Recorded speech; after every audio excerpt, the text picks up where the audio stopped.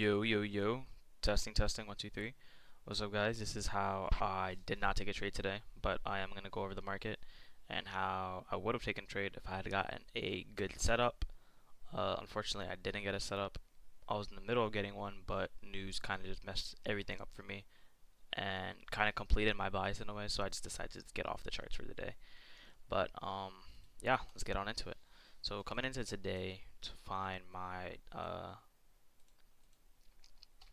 daily bias, I saw that, well, for starters, I was solely not looking at news at this point. I was saying, okay, what would I physically want? And me personally, I would want this imbalance range to get tapped into right here, or maybe, push below, but I would want this uh, for rally gap right here to get tapped into before we continue to go higher. I saw no reason to continue going higher. We were holding pretty strong off this bearish, what do you call it? Off this bearish order block right here. So from there, I scaled down to the 4 hour. I saw that we were pretty high, like not high, we were pretty overbought London session, and from there I scaled down to the 1 hour since there was no 4 hour things for me to mark. Scaled down to the 1 hour, pretty much marked everything that there was to mark. What call it? Excuse me. No, we were not overbought on London session because this is 4 hour, but we were pretty overbought from previous day, so I was basically looking, okay, I would want a retrace to come back down, fill everything, we'll take out all these orders of liquidity, take out external, internal, and then continue on its way up. Obviously, news came, we didn't have that, we just had a full flush down to the market. Um, Onto the hourly, we had really just a whole lot of consolidation. NFP right here literally took out all my draws and liquidity, and the only draws I really had to play off of today was this hourly external draw right here, and I had this marked out just in case price was gonna want to push back into that, but it didn't. Um, and yeah, without that, I had this hourly draw. I had data lows right here from NFP, and then I also had previous day lows that were my only draws and liquidity, only thing the market would want to target, honestly. And from there, I scaled onto the 5 minute. Pretty much simple, honestly. Price came up, literally caused an imbalance. From there, took out the hourly draws that I wanted to get taken out, and from there, I was like, okay, pretty good. Let's see if price could actually hold up. From there, we made a bearish, excuse me, we made a market structure shift. We closed bearish right here on this candle, and this is where everything honestly got just raw dogged. We had a massive Drake candle, literally, literally, freaking literally 151 ticks. 151 ticks to the downside. Is my camera still working?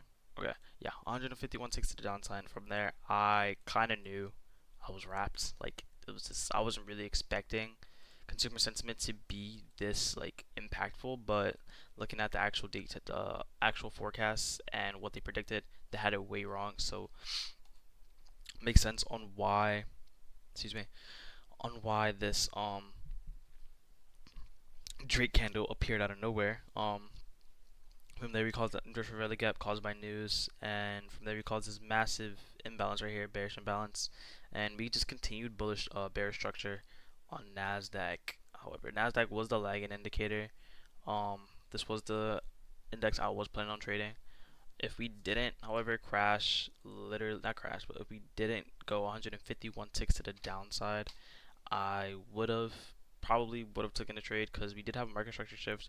From there, I was gonna wait till we inverse this for rally gap right here, and then from there, probably would have used standard deviation followed by a 1 minute entry model and targeted data lows.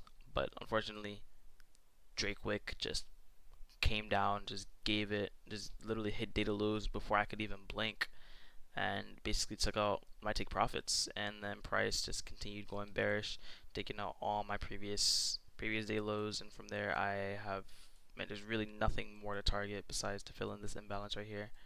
Um, yeah, that was usually, I mean, that was really the only thing for today.